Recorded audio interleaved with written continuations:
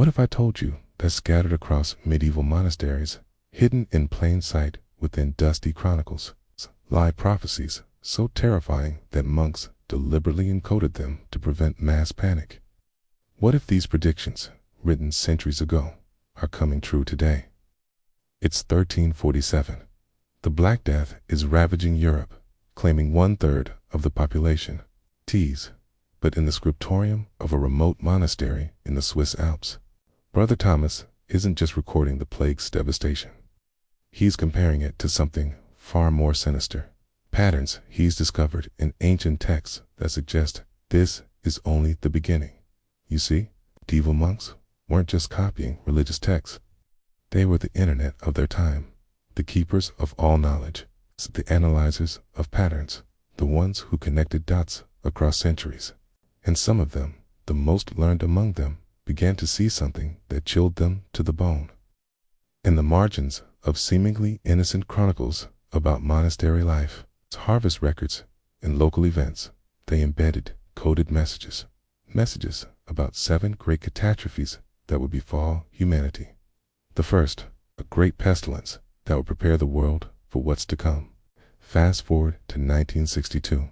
Dr. Margaret Sinclair, a medievalist at Oxford, is researching monastery records for her dissertation when she notices something odd. The same cryptic symbols appear in chronicles from monasteries that never had contact with each other. England, France, Germany, Spain, all containing identical encoded passages. She spends 3 years decoding what she calls the Chronicle Cipher. What she discovers changes everything. These weren't random superstitions. They were systematic recordings of a prophecy so detailed, so specific, that it couldn't have been coincidence. The prophecy speaks of 7 seals, 7 ages of tribulation. But here's where it gets terrifying. It gives specific dates, specific signs, specific geographical markers. And according to Dr. Sinclair's calculations, we're living through the 6th seal right now.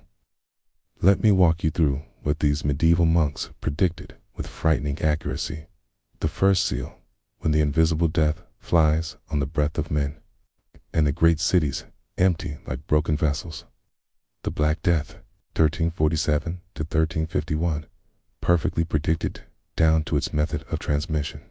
The second seal, when fire rains from the sky and mountains of men fall in fields far from home. World War I, 1914 to 1918, the first war fought in the air, with unprecedented casualties.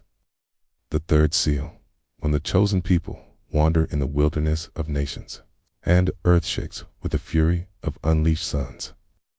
World War II and the atomic bombs, 1939 to 1945. The fourth seal, when knowledge flows like water, yet wisdom becomes drought, and men speak to all the world while knowing none. The internet age, beginning in the 1990s. The fifth seal, when the earth's breath becomes poison, and the great waters rise to reclaim the land.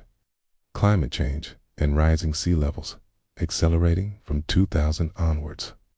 And now we come to the sixth seal, which according to the chronicles began in 2020, when a plague that is not plague circles the earth thrice, binding men to their dwellings, and leaders speak with forked tongues while the poor grow numerous as locusts. But here's what's truly chilling. The monks didn't just predict these events. They provided specific details that couldn't have been guessed. They wrote about glass windows showing distant faces centuries before television. They described metal birds carrying death from above 500 years before airplanes. They spoke of invisible threads connecting all knowledge long before the internet. Dr. Sinclair's research, published in obscure academic journals and largely ignored by mainstream historians, suggests these monks had access to something we don't understand.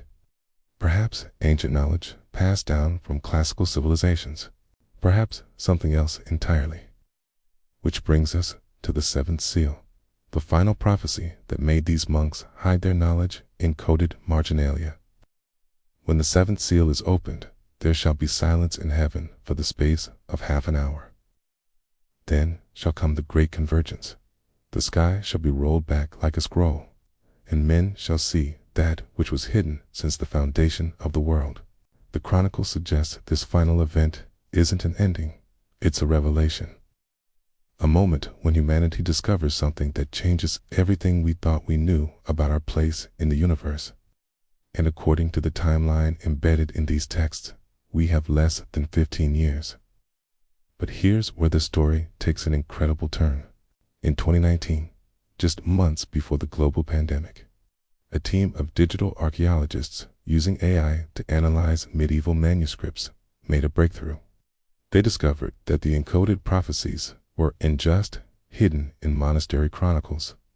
They were embedded in the architectural layouts of the monasteries themselves, the positioning of buildings, the angles of walls, the placement of windows. All of it created a massive geographic cipher spanning across Europe. When mapped correctly, these monastery locations form precise astronomical coordinates that point to specific stellar configurations that occur only once every 2,160 years. Hey, and the next alignment happens in 2037. So, what does this mean for us? Were these monks prophets? Did they possess ancient knowledge lost to time? Or were they simply remarkably skilled at recognizing historical patterns that repeat across centuries? Perhaps the real question is on whether these prophecies are true. It's what we do with the knowledge. The monks who hid these messages weren't trying to create fear. They were leaving breadcrumbs for future generations, hoping we'd be wise enough to see the patterns and break the cycles. Dr. Sinclair spent her final years. She passed away in 2018, arguing that these prophecies were unfixed fate, but warnings, maps of potential futures that could be changed if humanity learned to recognize the patterns early enough. The seventh seal remains unopened, its final prophecy unfulfilled. And maybe, just maybe, that means we still have time to write a different ending to this ancient story. The choice, as it always has been, remains ours. If this story intrigued you, hit that subscribe button, because next week we're diving into the Vatican's secret archives and the documents they've kept hidden for centuries. Trust me, you won't want to miss it.